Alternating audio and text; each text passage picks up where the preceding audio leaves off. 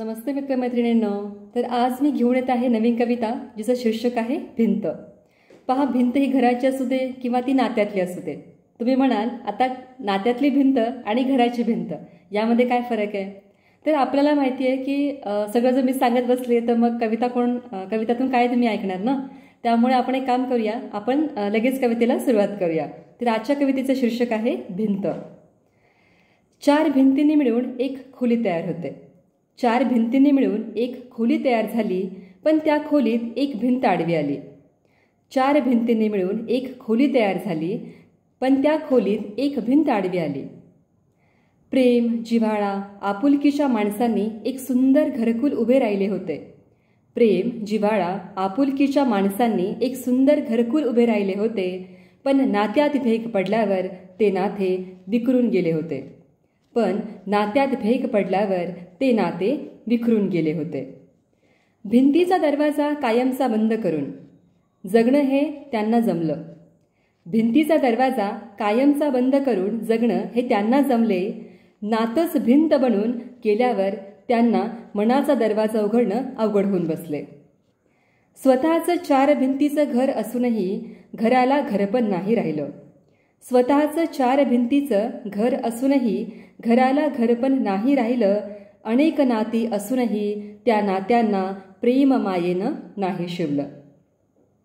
घराच्या भिंतीचा दरवाजा जुना झाल्यावर पुन्हा बदलला.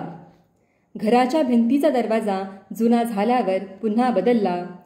पण भिंत बनून उभं राहिलेल्या नात्याचा दरवाजा स्वेच्छेने बंद झाला.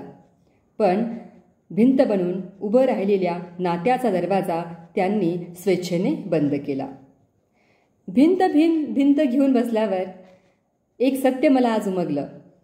भिंत घेऊन बसल्यावर एक सत्य मला आज उमगलं.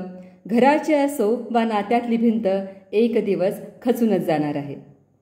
भिंत घेऊन बसल्यावर एक सत्य मला आज उमगलं. घराची असो वा नात्यातली भिंत एक दिवस खचून पडणार आहे.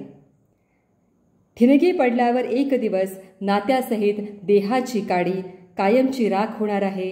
ठिणगी पडून नात्यासहित देहाची काडी एक दिवस कायमची राख होणार आहे. तर मित्रांनो, अशी ही कविता होती. या कवितेतून मला हे सांगायचं आहे की चार भिंतींनी जेव्हा एक खोली बनते आणि बघा एक खोली आहे आणि त्या खोलीमध्ये एखादी भिंत अजून आपण टाकली तर काय होते, ती खोली जी आहे ती दुभागते. म्हणजे एका खोलीचे दोन भाग होतात. त्यानुसारच काही माणसं आयुष्यामध्ये अशी असतात की जी इतरांच्या नात्यांमध्ये भिंत बनून उभी राहतात. म्हणजे काय की एखादं नातं चांगलं फुललेलं असेल, ते नातं चांगलं असेल तर लोकांना ते देखवत नाही किंवा त्यांना ते बघवत नाही. आणि मग ते काय करतात तर मग ते त्या नात्यामध्ये लावालावा करतात, त्यांच्यामध्ये भांडणं लावतात, त्यांच्यामध्ये गैरसमज निर्माण करतात.